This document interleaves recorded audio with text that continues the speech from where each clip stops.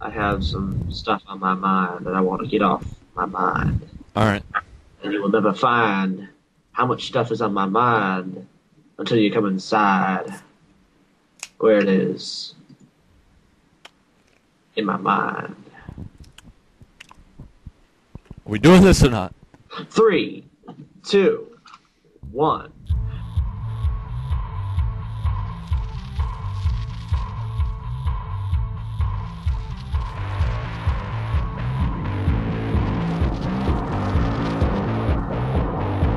You're keeping in step in the line. Got your chin held high and you feel just fine, 'cause you do what you're told. But inside your heart it is black and it's hollow and it's cold. Just how deep do you believe? Will you bite the hand that feeds? Will you chew until it bleeds? Then you get Welcome back to another edition of Cracked Skulls. And we don't know why we gave it that name, but it's just so damn fucking good. It's so damn fucking good. It's damn fucking good. It's fucking damn good. It's damn fucking. Good. Not even a good, just damn fucking. How's that? So, this is our official second edition. We did another Cracked Skulls that was really messed up as far as audio quality goes earlier last week, but we did not finish that, and we did not upload it because it wasn't that great. Plus, we want you to actually hear our opinions. We don't want this to be a Black Cat Feline video where you just turn the volume off, okay? We want you to hear our voices. Thank you. So, we have a bunch of topics. Well, just like to a huge add, topic. I just want to add something right there. The Black Cat Feline remark. Just remember, we're doing an audio and we don't have a pair of boobs, so it's kind of hard to Yeah, work with that. well, yeah. And plus, you don't want to see us anyways. You probably just want to hear our voices because we're guys.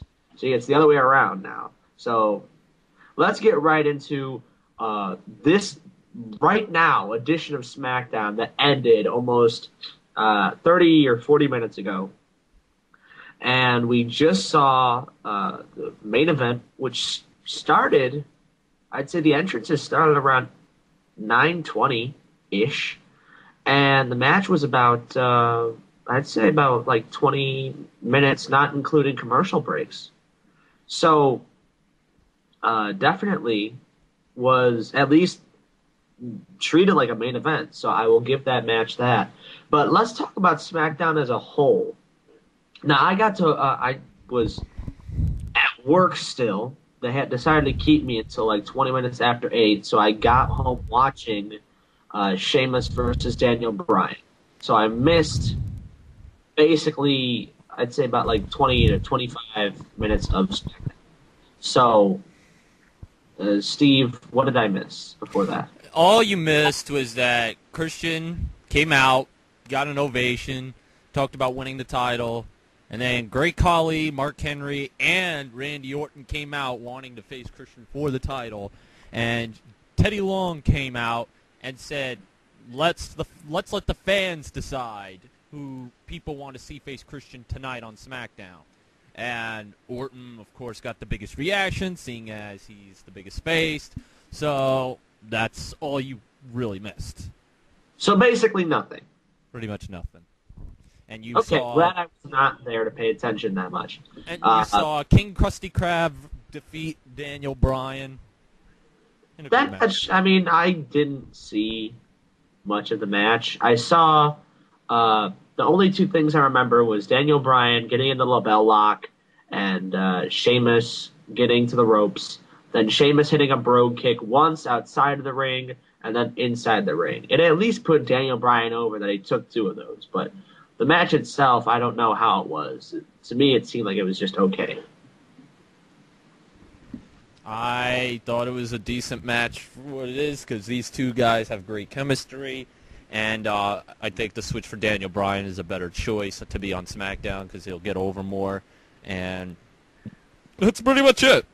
And King Krusty Krab, I don't know where they're going to go with him. Cody Rhodes' promo was good.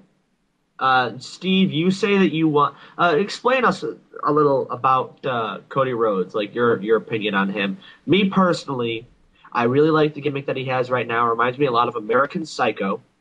I really like that. Has a lot of great elements from even early Mankind, and I also enjoy that. So his promos have gotten better. He's a more developed, defined character, and I'm really happy about him. He's also a lot better in the ring, too. I have no disagreements when it comes to his character right now. I've just said that my biggest problem with it is that it started way too fast. He wasn't even a year in the dashing gimmick. In fact, he must have been only like 8-9 months into the dashing gimmick that he had, and he's already starting this like American Psycho gimmick, grotesque and all that. And it really shows that WWE just like pushes things way too quickly, and like I mean, we'll get to that later because there's another moment where they force things way too quickly. Yeah. To me, I don't mind the gimmick. It's a great gimmick. He perfects it well, and it's very well done. It's just that they should have waited at least 1 year after the dashing Cody Rhodes gimmick had run its course. Maybe have Cody, while he was dashing, have the Intercontinental belt and run with that, and then eventually have the whole Rey Mysterio busting him in the face and doing all that. See, now the thing is, though, what Ray did was really unexpected, and they really just took the ball and ran with it. So what Ray did was a complete accident. It was an accidental injury, I would suppose, busting open his nose, busting his face like he did. So, well, whether it was accidental or not, it still doesn't justify them just pushing this gimmick so fast. I think they should have waited a year. They should have waited at least 1 more year after the dashing gimmick has run its course, and now you really want to push him into that serious role. That's my biggest issue. Mm-hmm. Well, he's certainly developed well in the ring, though. He's put on a lot better matches, in my opinion. Indeed he has, and that leads us after the Cody Rhodes promo, which was a very good promo. I mean, apparently there was a Layla backstage thing, but I didn't see it. But anyways, then we had a match with Big Show and Ezekiel Jackson, and Ezekiel defeated Big Show, destroyed him, and the Core comes into the ring, and Ezekiel leaves the ring, like, just out of nowhere, and then the Core is, like, confused, whatever. This match was, it was what it was, 2 big guys going at it. And I have something to say about the Core later on in the show, but we'll get to that when we get to that. Yeah, I have something to say about the Core, too, specifically about one member. But, anywho, moving on from that match was what it was. It wasn't supposed to be great, obviously. I don't know any Big Show match that you go into thinking that's going to be a classic. Nothing against him as a performer. You guys get the crowd going, which that's respectable. But anywho, the following up after that, I do believe, was either the women's match or Sin Cara versus Tyson. A women's match. Okay. So we had Layla L. Whoo! Let me just say, I just want to take like a round of hands. Who's listening right now? Okay. Who here thinks Layla L is hot? Raise your hand. Okay, now, I don't think I can see your hand being raised, but I'm raising my hand right now. I think Layla L is hot. Okay? Just gonna raise my hand. Glad that she's still in WWE. She's hot. Anywho. She's at least the hotter of the 2 flawless. Yeah, that's true. Layla L versus Alicia Fox. Very short match. Layla won. I literally actually did look away for a few seconds. I missed 2 moves, and then I saw Layla L hit her 1 move and got a finish. Like, that was the finish. That was the match. So, literally, I actually almost did, in fact, blink and miss it. So, 5 stars. That's what I give. I give it 5 stars because Karma came out and killed a bitch. Yes, Karma actually injured, most likely, Alicia Fox with the way that she did that punch or clothesline or whatever it was. She didn't hit Alicia clean. She actually like knocked her right on her shoulder or something, or collarbone possibly. And Alicia, she didn't sell it like it was a regular move. She didn't sell it like, "Ow, I'm hurt," or "Ow, that was painful." She was like, "Oh, oh," like actually in real pain or something.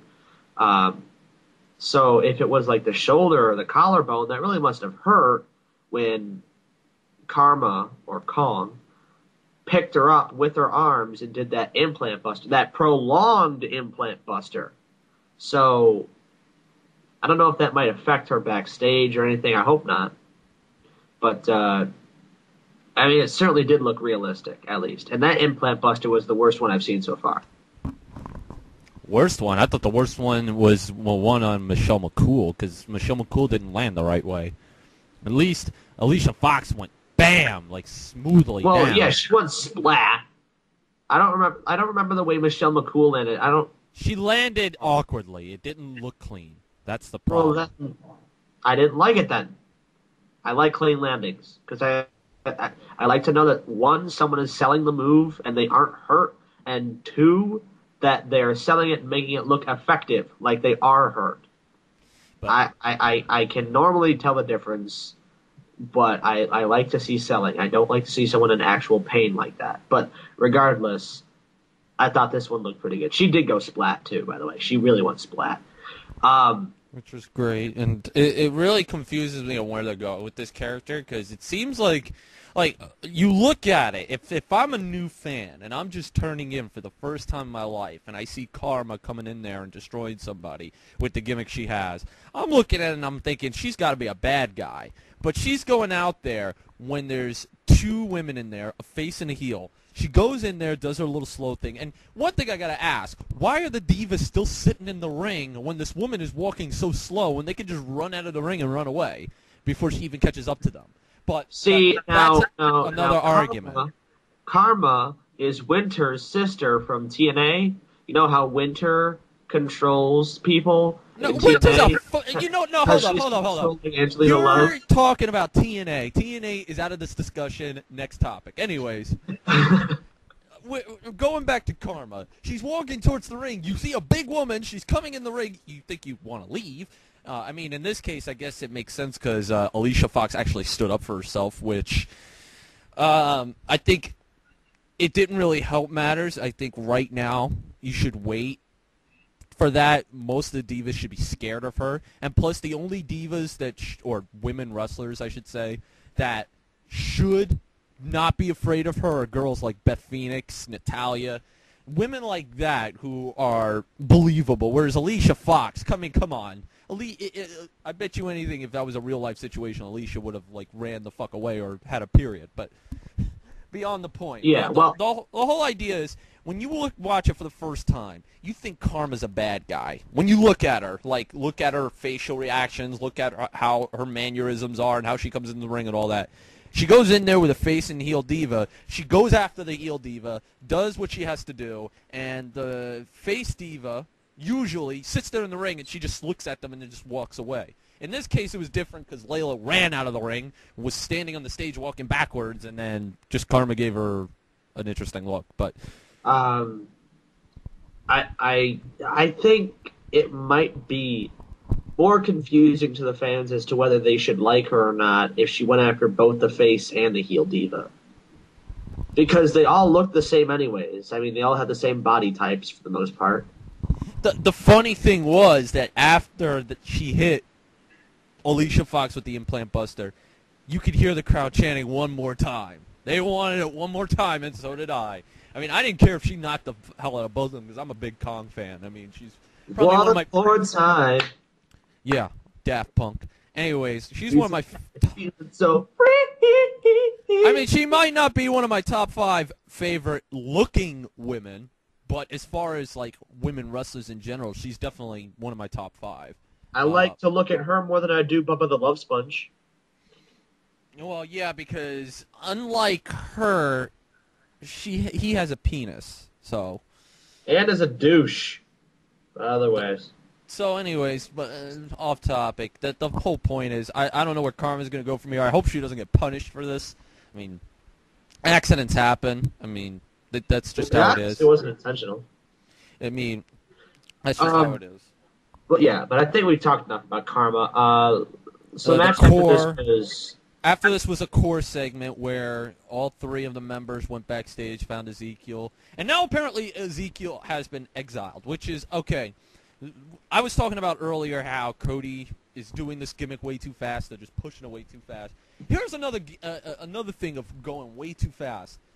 Okay, the core just started in what, December? Because Wade Barrett had been exiled from Nexus, so now. yes. So yeah, SmackDown needed its version of Nexus, and they had the core, which has been booked very well. I mean, when it started, it was being booked beautifully, and even here they were being booked all right because they went over these big guys and they're making core look great. Okay. But the problem is, this is something. Like this breaking up of like Ezekiel Jackson with the core. After 3 months! This could have been prolonged for like more pay-per-views and actually had a real build-up to it. This seemed very rushed.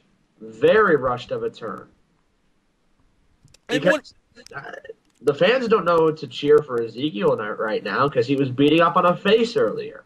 Exactly. And not only that, like I said, you started this gimmick not just a couple months ago, and you're already exiling one of the members that pretty much, if it weren't for this gimmick that you have the core, he wouldn't have gotten over. I mean, I started to care for Ezekiel Jackson once he got into the core.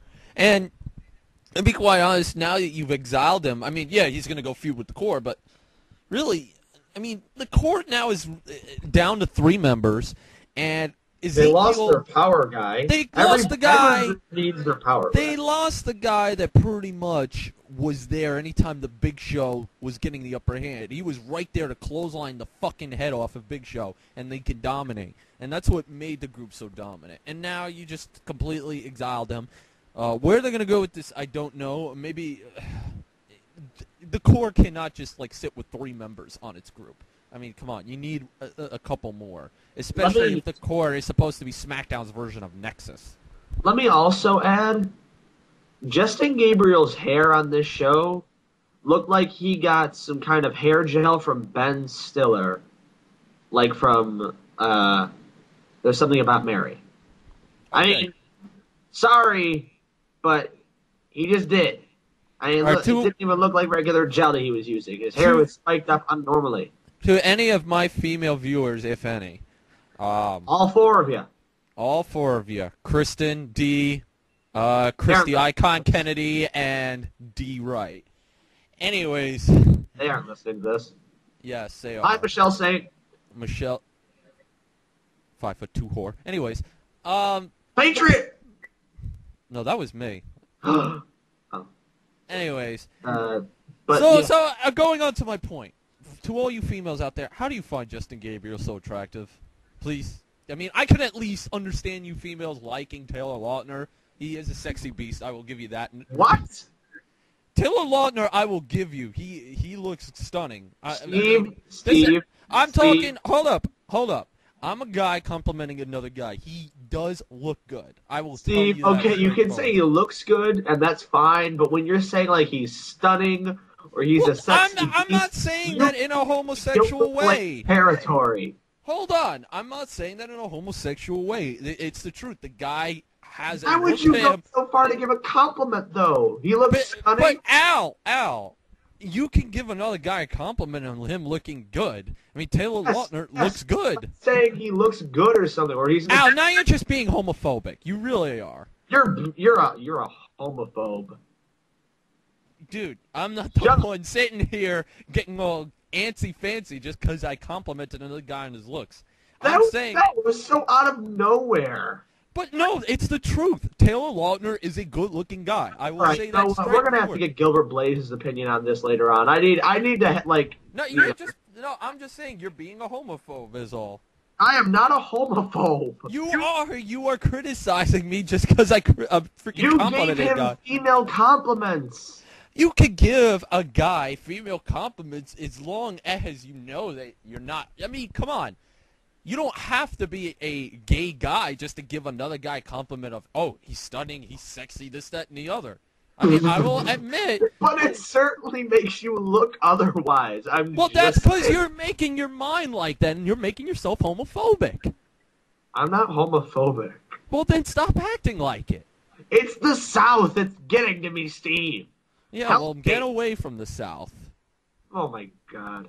I spend I'm way too sorry, much time- Taylor Lautner is a good-looking guy, so I can at least see why women find the guy attractive. Okay, then, well, if we're Justin on the topic Gabriel, of, I if we're on the can't. topic of hot guys that are athletes in WWE, you have, who else? Evan Bourne, Edge. Edge is not there Orton. anymore. I can understand if you like winning guys that look sexy or whatever to girls. Like John Cena, he's a winner. And the girls love him. You know? So, there you go. But like Evan Bourne, Who was born to Justin job. Gabriel, what have they done? Seriously. I mean, I've been a fan of Evan Bourne for a few years, but that's because I've seen him in the independent circuit, so I know what he is, like what he's like. What? You're a fan of Matt Sydal. You've made that clear. Yes, Matt Sydal is a great talent, but Justin Gabriel, I don't see the big deal in this guy other than his 450. I mean, I'm not saying he's terrible. He's not terrible at all, but the guy is as bland as a walnut. As bland as a walnut. He is. He's as bland as a fucking walnut. The guy has no fucking personality whatsoever. You know what gave him a real personality? That real weird coat thing he wore when he was in NXT, that white coat. Oh, yeah, and every time he cut a promo, he was like, my name is Justin Gabriel, I'm out there to win, You sound like Tommy Wiseau, huh? I am Tommy Wiseau, huh? Huh? Huh? Shut Ow. up. Anyways, how long have we been talking about the core and gay people and all this? 1,200 hours. Let's get off this topic. Let's just say that they pushed this way too fast. Ezekiel Jackson should still be with the group. He's not. Yeah, whatever.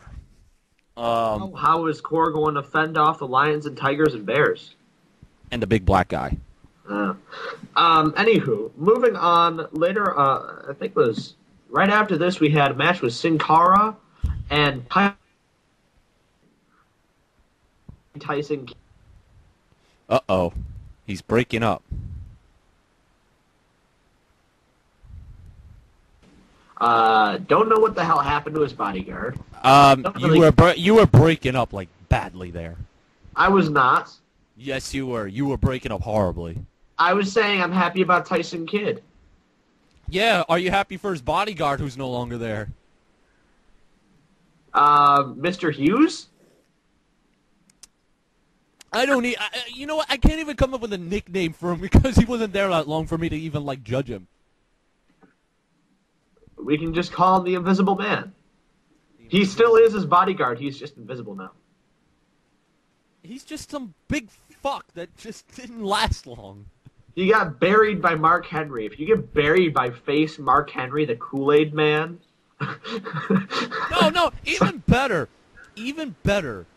He reminds me of Jesus, if you remember him. He was Carlito's. Jesus was at least on TV and had a papers match. Yeah, but how long did he last for Carlito? Like, nothing. He was just like him. Just here, they realized that he was becoming like Jesus, and they just decided, let's just end him quickly. So, they The ended fans this were guy. getting so into Jesus, too. He was going to turn on Carlito and start his own singles. Yes, the backstabbers, since he likes to stab John Cena in the back. Oh, jeez. I can't even, finish that sentence because of how comedic that is to me. But the match itself with Sin Cara and Tyson Kidd was great. Tyson Kidd, by the way, FYI, had a great match against Trent Beretta on Superstars. I think it's the latest edition of Superstars. It might be the second latest now that's past Thursday. Go watch it. Really good match. That second last edition of Superstars was great with Trent Beretta and Tyson Kidd on it. So watch that show. So Tyson Kidd versus Sin Cara, good match. Their styles meshed very well. High pace, octane, adrenaline rush now.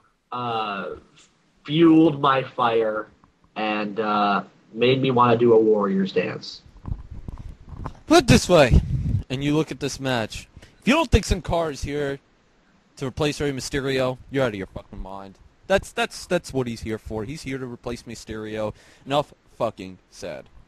He even might be in a feud with Chavo Guerrero. I'm proud. I'm very proud of the SmackDown booking team putting fucking Chavo Guerrero back on TV. Here's my issue with that, though. I have a huge issue with that. They've buried Chavo so much that who's actually trying to benefit from this feud? Chavo or Sin Cara? I mean, you're more into pushing Sin Cara because he's this new guy. You just signed him to a big deal. He's supposed to be your new face of the company as far as a masked wrestler is concerned.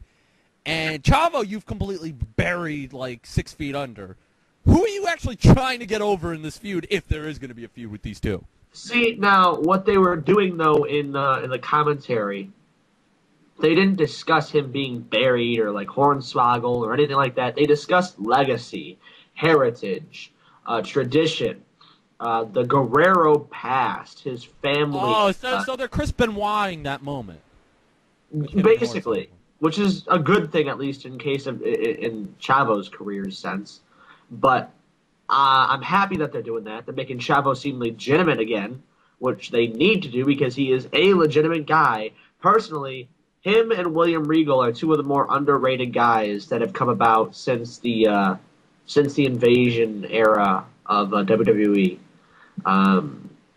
I think that Chavo has been underrated, both on the mic because he always got a good reaction from the crowd, and in the ring too because I think he's had some really good matches.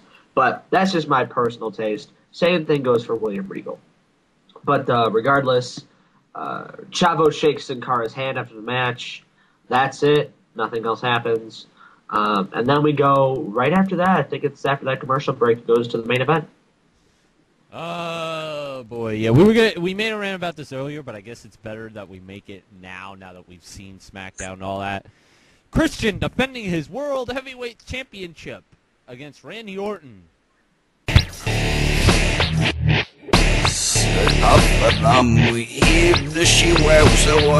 my mind explicit? Cause I hang with a sinner, hand in hand with the hatchet, but it's nothing familiar. Now my lead, let's keep walking till we finally arrive. Black smoke around the family with the red in our eyes. Cold chills from the death, holding on to the past. With a pistol to the temple, cause your life moving fast. Devastated by the anger that you need to escape. Right hand on the book, flip the page, choose your fate. Kiss the dead on the red moon night. Will they cry? Well, I think they just might. Torture me. What's a frozen tear? This ain't hell, but I'd rather be there. In the spider web makes it hard to move. Death away, yet I have nothing to prove.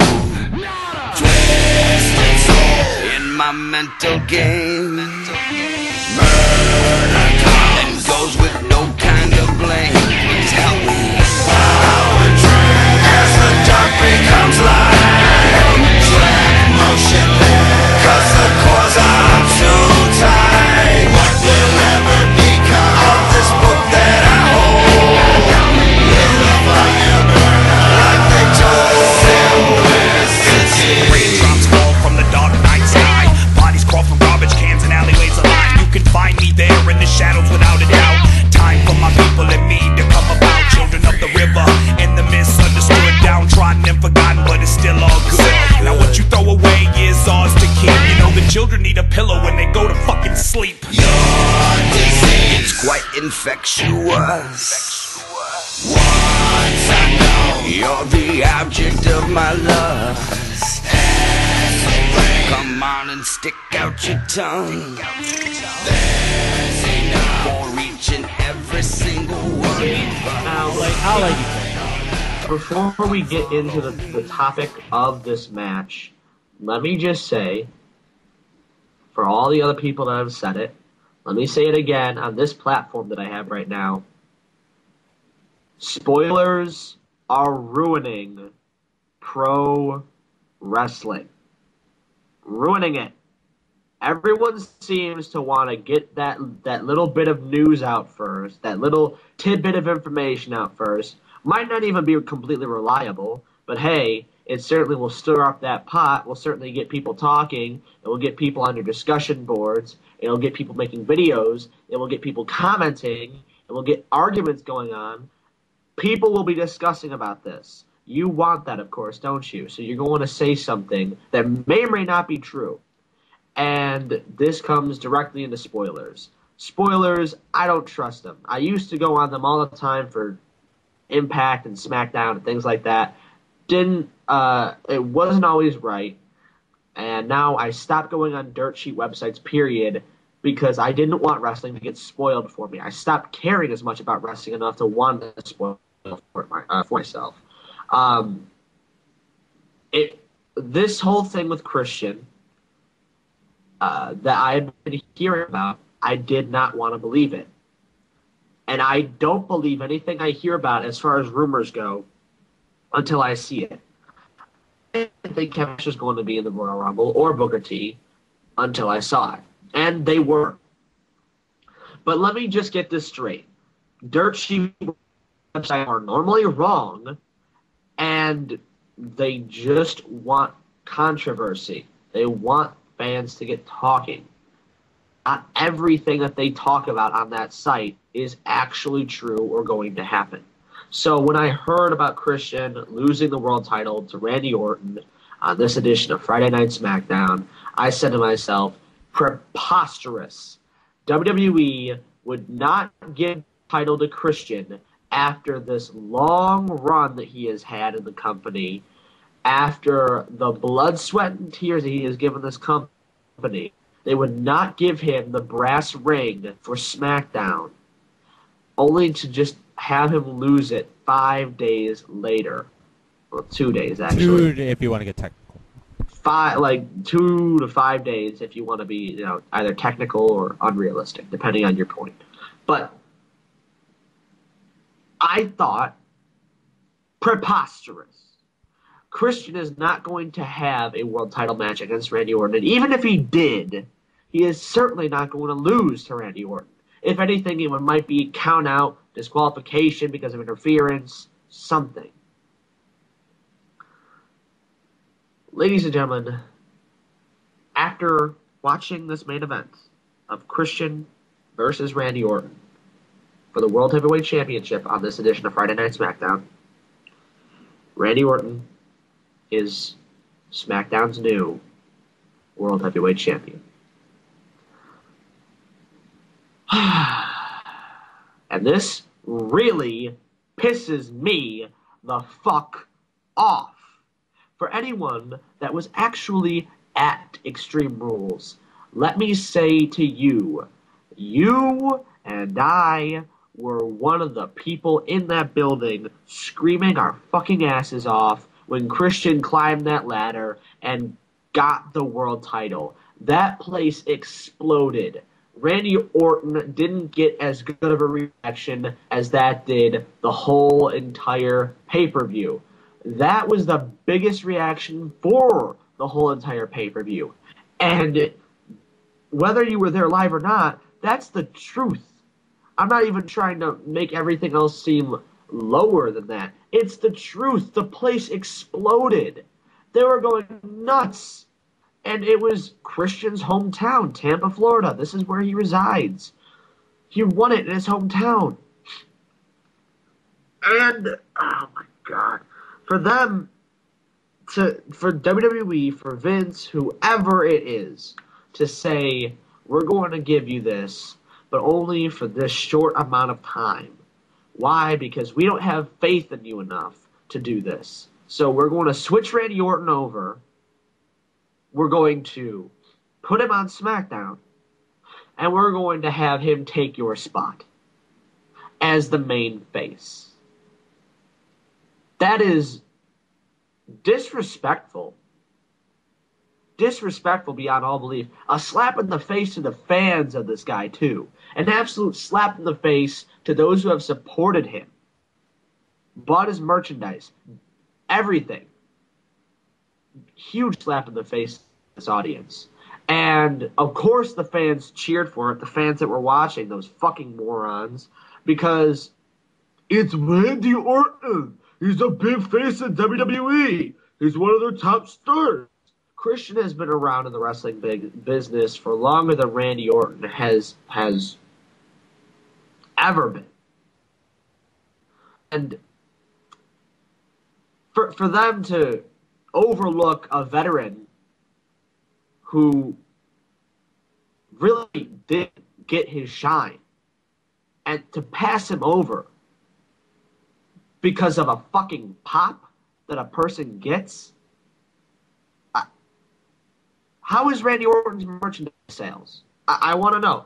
How is Randy Orton in terms of booking popularity? Is he ever going to turn heel again? I want to know. I wanted Randy Orton to actually turn heel. I wanted him to turn heel as of recently. I would like to see that. Why did they have a face versus face? Why? I mean, I have so many questions that I know won't be answered, and it just really fucking upsets me that Christian, a guy who has really worked his ass off, been a mid-carder most of his career, had great matches, great charisma, all around on the mic, in the ring, he's all over it.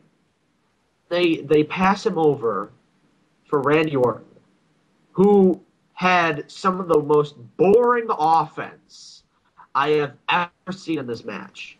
He was in control for most of the match. From the first commercial break to the second one, he was in control for most of the match. And his offense was so fucking boring. When he is on the offensive, he works like he's from 1952. Okay? The biggest thing that he did was an angle slam and a back suplex. I mean, everything else was really just same old Orton. And especially when Christian was really on the defensive, when he was selling all these moves, when he was on the ground, and Orton kept on doing the Garvin stomp, I guess. How do the fans get behind that? All the fans ever do for Randy Orton is pop when he actually does a real move, and pop when he does the RKO. Oh, and they pop when his music plays. That's it. John Cena gets more pops in a match than that. It's fucking boring. So they give Randy Orton the title again. Randy Orton is at Cena level to me. He is above the title. He does not need it. He has already won it now, 7 times? 7 times. So now he's an 8-time world champion. Does title reigns mean anything anymore? At all? I mean, even Cena, at least Cena had a long reign with one of his titles and made it look at least realistic that it meant something to someone. I mean, Steve Austin, what did he win the belt? 5 times?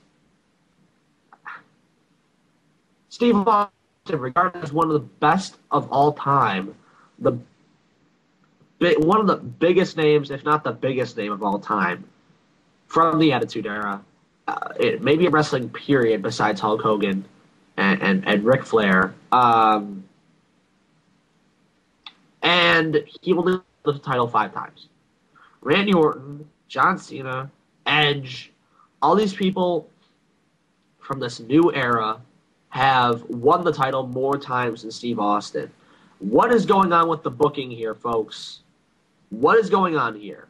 Why are all these people winning all these titles over and over again? It's a fucking prop. It's a fucking prop now. It really does not mean anything. It certainly doesn't mean anything now because Christian, who was really trying to be put over by Booker T in this matchup as a guy who has been waiting for 15 years to get this spot. He is not going to let it go so easily. Randy Orton hits an RKO out of nowhere on Christian. 1, 2, 3. That wasn't hard at all. Now, was it? They even had like 5 minutes left in the show too. They could have had more of that match. Christian looked like an idiot doing that rebound move that was obviously going to lead into an RKO. I can't say much more about this match. Christian looked like an idiot at that finish. I would have preferred to see one finisher per person. Maybe a one finisher, and then whoever gets the second finisher gets the win. I would have liked to see that, but no, it's just one finisher, that's it, and a bunch of false finishes. Personally, I find this disrespectful. I find this disrespectful as a fan, and it bugs the hell out of me as a fan of Christian, personally. But the booking in WWE really needs a big look over with who they're favoring and why they're not favoring other people. The fans are behind Christian. The fans believe in Christian. Why the fuck doesn't anyone in WWE?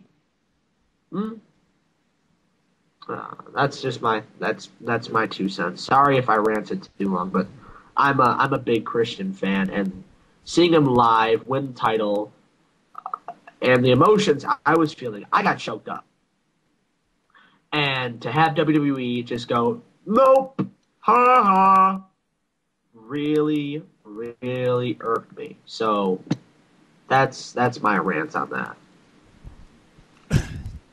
How do I follow up that? Let's see. Let's see my biggest problem with it. Apparently, from the rumors that I'm hearing, is that the reason why they took the belt off of Christian so damn fucking early was because that Vince McMahon has absolutely zero, nilch, nada, no faith in Christian ever being a draw or a main eventer. Now, here's my problem with that. How do you know Vince for a fact that he is deemed to be not a main eventer for the rest of his career? You have not tested it. You've only tested it for, 2 days, where he couldn't even go on a live show, defend it once, defend it successfully, or go through that show and be successful with it. You just decide, he's going to drop it in 2 days. You could have had him drop it in a month to Randy Orton at the next 2 months, whatever, at a pay-per-view, okay? You could have easily done that just to see if Christian was a draw. And if he wasn't, then you take the belt off him, and then you try something else. Or, and if he was a draw, then you just keep going with what you were going with. But instead, you didn't even give Christian a chance to show you if he was a legitimate draw or not. And that's my biggest problem. And this is why WWE lacks the ability of creating new stars. Is because the problem here is you're not giving them the chance to show that they could be stars. Like, people keep saying that old thing that all you got to do is get your ass over and you will get a push and you'll be untouchable, which is true, but here's the problem. WWE, when somebody gets over, doesn't give them the chance. Evan Bourne got himself over easily just by the mere fact that this guy can fly. And what are they doing with him? They're making him job out to everybody that he goes up against. Oh, yeah, he came back after injury beating Sheamus after he got beat up by Triple H and then went into Jobber Oblivion, okay? You know what's... Hold up, Al. You had your rant. Let me rant. Okay. Right. You ranted long enough. I think people are sick and tired of hearing your... All right, you face head. Poopy face. Anyways, let me go back to what I was saying. Look at Nexus. Nobody cares about any of the members of Nexus because you didn't give them the chance to really, get themselves over. You had John Cena completely obliterate the fucking faction, and nobody cares. You go look at Kofi Kingston, a guy who was massively over at one point, and you put him in a feud with Orton, everyone was getting behind him. What did you do? You started to get him over, but then Orton beat him, and now he is looked at as a glorified upper mid-carder because you wouldn't push him after that. He's been consistently in the Intercontinental title reign with Dolph Ziggler or anybody else that's there. So anyways, you've got Kofi you fucked over. Another talent you fucked over that's no longer there, MVP. MVP got hugely over both as a heel and as a face. And every time he got himself over, what did you do? You pulled the fucking thing, you pulled the rug from him. Okay? Another problem that I have with freaking WWE is Carlito. You saw Carlito, and he got massively over when he first got in there. And from 2004 to about 2007, until you fucked him over by having him get buried by Triple H. See, again, there's a plethora. CM Punk. That's another guy you consistently fuck over. There's a plethora of wrestlers that have come and gone, that have gotten themselves over, and you've just refused to give the chance to see how they would be as a draw. And this is why people are getting pissed off at Christian. Not just because of the fact that, yes, Christian was a guy that we wanted to see get pushed. I love Christian. He's a guy that, he's one of my inspirations. I love Christian to death. But the problem is, when you give him the title for 2 days, and then you just have him lose to Randy Orton, you're pretty much Blandy Borton, we'll call him. Okay, you have him lose to Blandy Borton, and you're just pretty much signifying the fact that Christian has no chance to be with Orton. You're not even going to allow him to see how good he could be against Orton. You could have at least let him kick out of one RKO and gotten him over. That's fine, because looking at this match, Christian didn't really look any better than he did before. He looked like, put it this way, he looked beneath Randy Orton. Let's just put it like that. He didn't look like a guy who could have won, but Orton just got the upper hand at the end. He looked like a guy that just pretty much didn't belong in the ring with Orton. And that's saying something. And we were talking about this earlier, that how does this make Alberto Del Rio look? Because Alberto Del Rio could not even beat Christian in a ladder match at a pay-per-view. And to anybody that, I mean, again, with Vince saying, oh, well, Orton's a bigger face than Christian, that might be true, but that doesn't mean Christian wasn't a big face, because he got a fucking huge pop, not just then, but he got a pop earlier in the night when he came out with the title, okay? So, to tell me that Christian's not a draw is just so fucking asininely ridiculous. Let's just face facts. You don't like the guy. For some reason, you have something against the guy where you don't want to make him a main eventer. That's obvious. I was getting into an argument with somebody in a call, and they were saying that we shouldn't, like, judge because we're only a week into this. They're going to try and turn Christian heel, this and the other. The problem is I have no faith in WWE succeeding in that. I have no faith whatsoever in WWE ever making Christian look good. So, especially after what I just saw on Smackdown. I mean, the minute that the ref hit the 3 count, I changed the fucking channel. Because I hope the Nielsen ratings prove that Christian is a draw. And Christian can get fans behind him. Because he did. Fans were completely behind him when he won the world title. And you saw how people were getting pissed off when they read the Smackdown spoilers. So you know what? All I got to say is this. WWE, you want to know why that the only 2 guys you could really rely on are John Cena and Randy Orton? This is why. This is the reason why. Because you don't allow anybody to look just as good as Randy Orton or John Cena in the ring. And this was an example tonight. I think if you would have even at least let Christian look good, let him kick out of one RKO or one punt to the head, whatever, I think people, they'd still be pissed, don't get me wrong, but at least they can go home saying, all right, he lost the title, but I could at least see him getting it back. You didn't do that, and that's why nobody is happy with this decision, especially only 2 days. You should have at least let him hold it to the next pay-per-view. That's what you should have done. But instead, you have him lose it in 2 days. Now no one has any faith whatsoever in Christian ever getting that belt back. And I'm one of them. I don't see him getting the belt back. It devalues the title. It devalues the value in the title or not, that's irrelevant to me. The fact is, you just make Christian look like a bitch.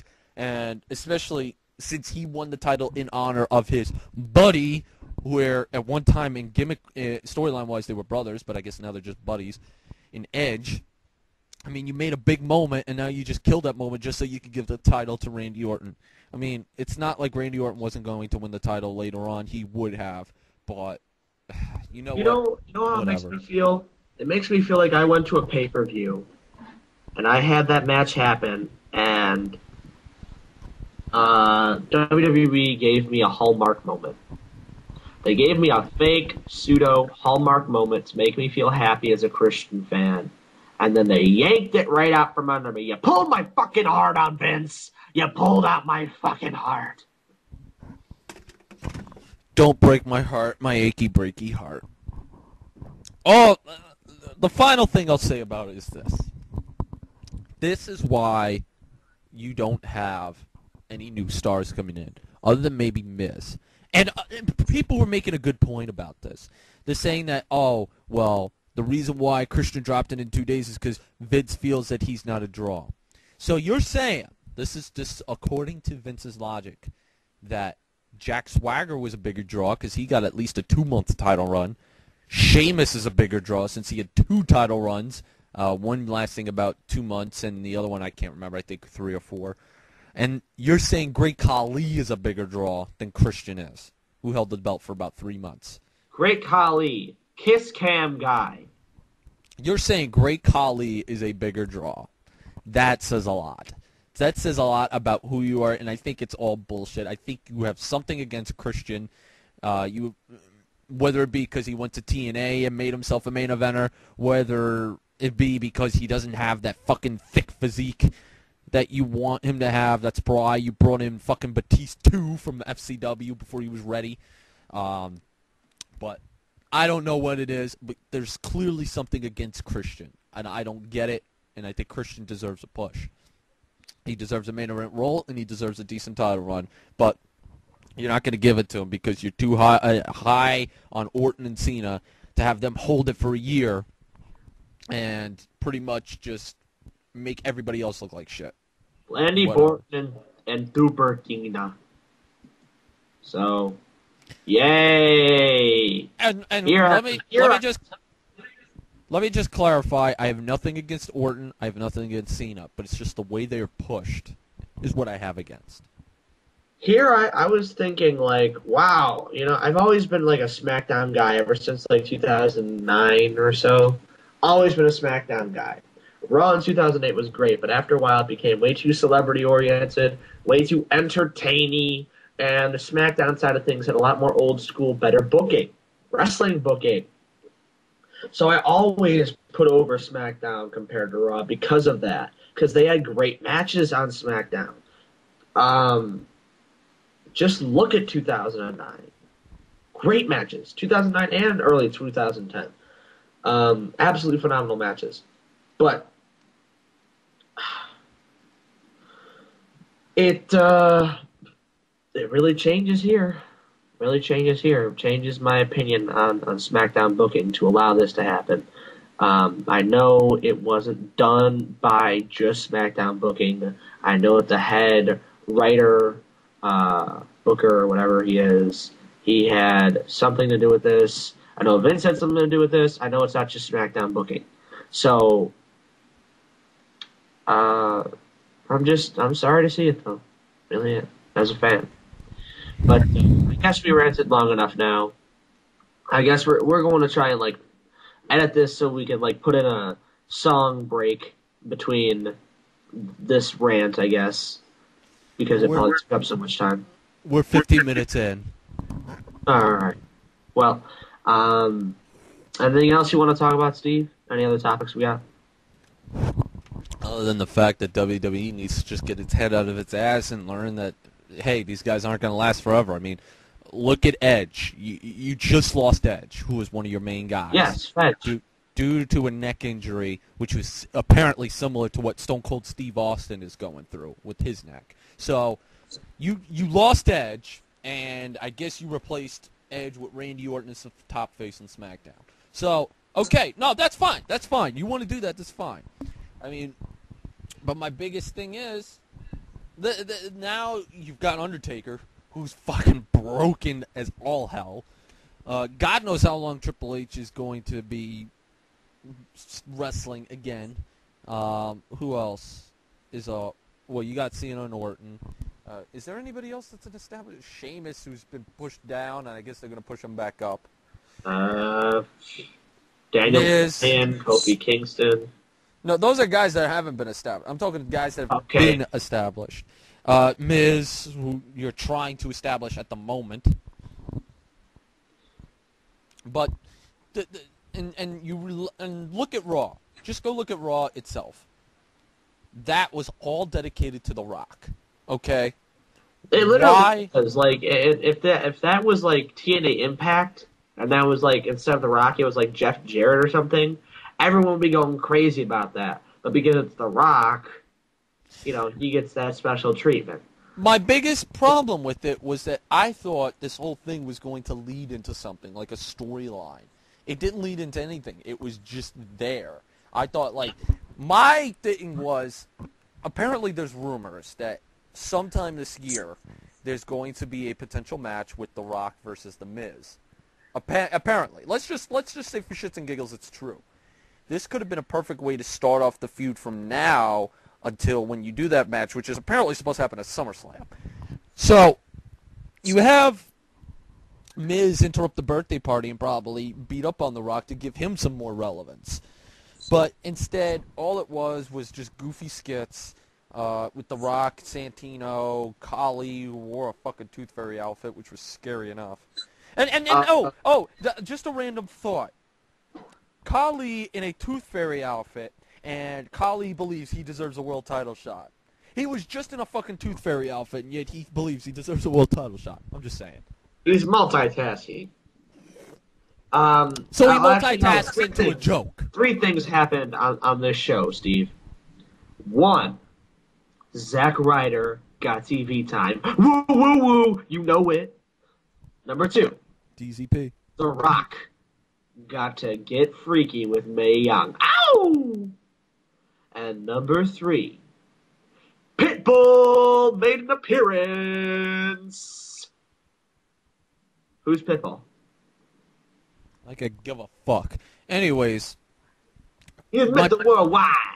But the only thing you did, storyline-wise, out of this whole birthday extravaganza was the fact that you had Cena come out, show him the belt, and say, let's make this into a world title match at WrestleMania.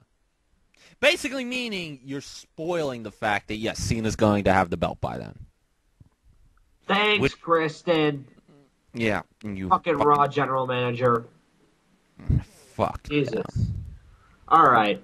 So, Steve, unless you have anything else to add, I'm basically all out of ranting. I've basically just blown my ranting load all over Cracked Skull's face. Fuck them. Just fuck WWE with this bullshit. Bullshit. Yes. Actually, I know a perfect song to end this. Uh-oh. Oh, yes. Here we go. Oh, yes, folks. I know a perfect song to end this with. Absolutely perfect. I'm afraid to know because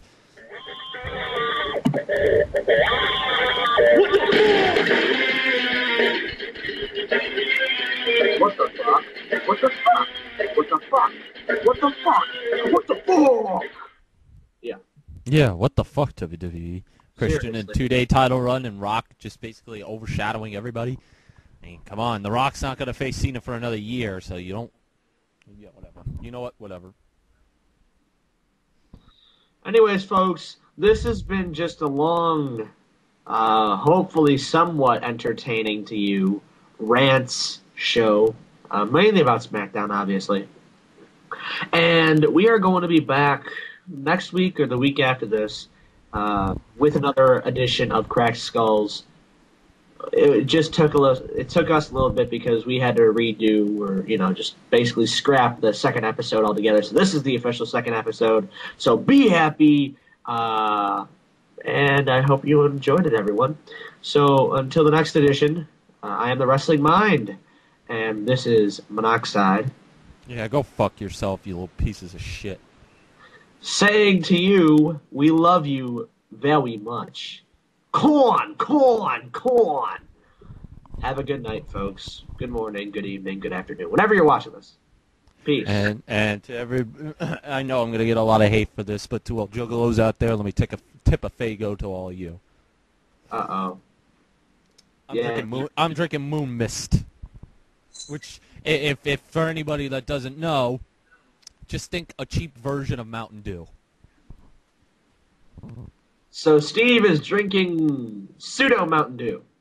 Pseudo Mountain Dew. There you go. Pseudo Dew. Do the pseudo Dew. Do the Everyone, pseudo-dew. have a good time. Hope you enjoyed this, and we will see you with another edition of Cracked Skulls, not Scracked Calls, in the Scracked near Calls. future. Yep. Now go fuck yourselves. Bye.